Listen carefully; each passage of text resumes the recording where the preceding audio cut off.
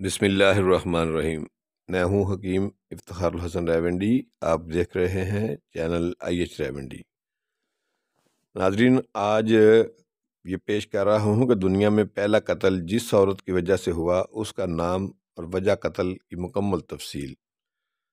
بھائی کو قتل کرنے والے آدم علیہ السلام کے بیٹے کو ظاہری دنیا میں کیا سزا ملی، اور پھر حابیل کی قبر کشائی کر کے کیسے اور کہاں دوبارہ دفنایا گیا۔ اللہ تعالیٰ نے حضرت آدم علیہ السلام اور اماں حوا علیہ السلام کو کثیر اولاد عطا فرمائی۔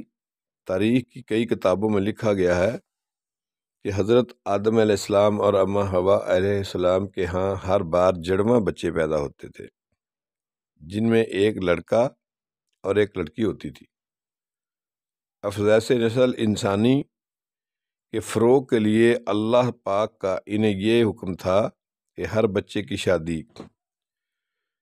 کسی دوسرے حمل میں پیدا ہونے والے بچے سے کر دیا کرے، یعنی کہ ایک ہی حمل میں پیدا ہونے والے لڑکے لڑکی کی آپس میں شادی نہیں کرنی۔ یہ قرآن مجید کی سورۃ مائدہ میں حضرت آدم علیہ السلام کے بیٹوں حابیل اور قابیل کا قصہ موجود ہے، جس کا خلاصہ کچھ یوں ہے۔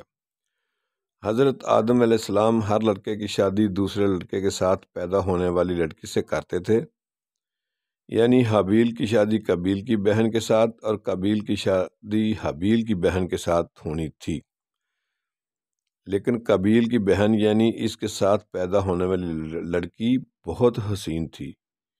اس کا نام اکلیمہ تھا، اور وہ چاہتا تھا کہ حابیل کی بجائے وہ خود اکلیمہ سے شادی کر لے، لیکن حابیل نے کہا کہ اکلیمہ کے ساتھ میری شادی ہونا طے ہو چکی ہے، اور یہ اللہ تعالیٰ کا قانون اور ہمارے باپ کا حکم بھی ہے، اور میں اللہ کے قانون اور اپنے باپ کے حکم کے خلاف نہ جاؤں گا۔ جب حضرت آدم علیہ السلام کو اس صورتحال کا علم ہوا تو انہوں نے قابیل سے کہا کہ تو غلط ہے، لہٰذا حابیل کو اکلیمہ سے شادی کرنے دے، لیکن وہ نہ مانا۔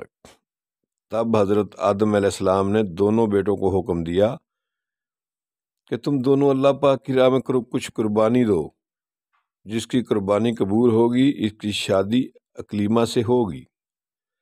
جب وہ دونوں قربانی دے رہے تھے تو حضرت آدم علیہ السلام بھی وہاں موجود تھے۔ حابیل بکریاں چرایا کرتا تھا، اس نے ایک موٹا تازہ جانور قربان کیا، اور قابیل نے، جو کہ کھیتی باڑی کا کام کرتا تھا، اپنی کھیتی میں سے نکمی سی فصل کا ایک گٹھا قربانی کے طور پر پیش کیا۔ آسمان سے آگ اتری اور اس نے حابیل کی قربانی کو کھا لیا اور قابیل کی قربانی کو چھوڑ دیا، یعنی اللہ رب العزت کی بارگاہ میں حابیل کی قربانی قبول ہوئی۔ قابیل کو اس بات پر بہت غصہ آیا۔ اس نے کہا کہ حابیل کی قربانی اس لیے قبول ہوئی کیونکہ حضرت آدم علیہ السلام نے اس کے حق میں دعا کی تھی اور میرے لیے دعا نہیں کی۔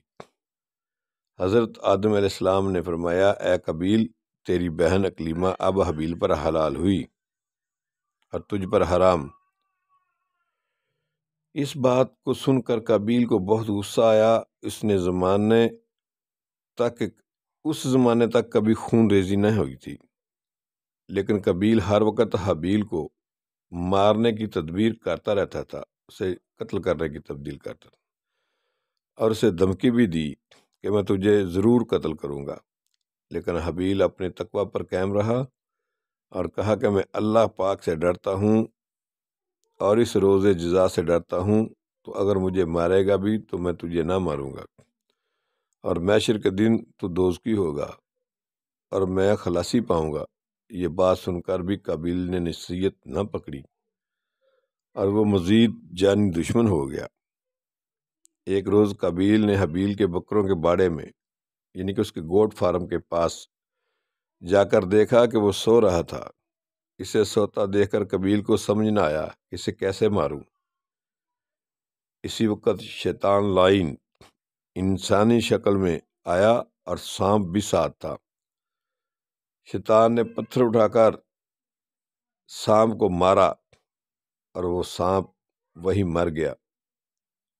یوں شیطان سے تربیت پا کر قابیل نے حابیل کے سر پر پتھر مارا، جس سے حابیل مر گیا اور قابیل مردود و کافر ہوا۔ اس سے پہلے کوئی انسان نہیں مرا تھا جس سے معلوم ہوتا کہ مردے کی بدن کو کیا کرنا ہے۔ پس اللہ پاک کی حکمت کاملہ کا تقاضا یہی تھا۔ اللہ تعالی کے حکم سے 2 کوے آئے اور آپس میں لڑنے لگے۔ ایک نے دوسرے کو مار ڈالا، پھر زمین کو اپنے پیروں سے کھود کر مردہ کوے کو دفن کیا۔ پھر قابیل نے بھی کوے کا حال دیکھ کر قبر کھودی اور حابیل کو دفن کر دیا، اور اس کے بعد بحکم خدا اس کو مہلت تو مل گئی، لیکن سزا تو بہرحال ملنا ہی تھی۔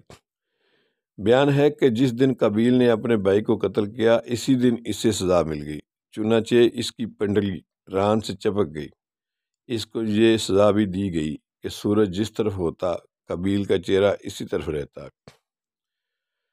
اس طرح اسے دوسروں کے لیے عبرت بنا دیا گیا، کیونکہ اس نے گناہ کا ارتکاب اور سرکشی کی تھی اور اپنے سکے بھائی سے حسد کیا ہے۔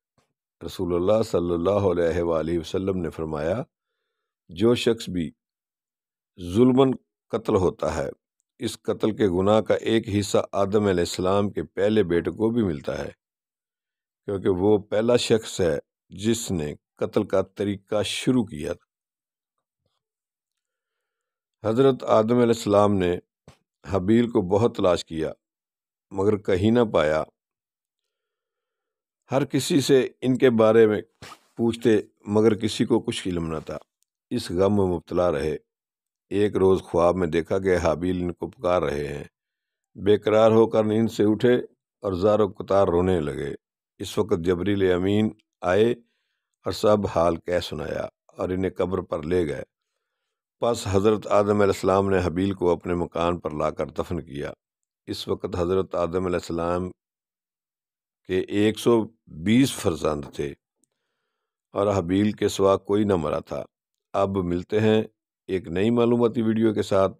اللہ حافظ۔ آپ ہمارے چینل IH راولپنڈی کو سبسکرائب کر لیں اور ہمیں اپنی دعا میں یاد رکھیے گا۔ حکیم افتخار الحسن راولپنڈی۔ اللہ حافظ۔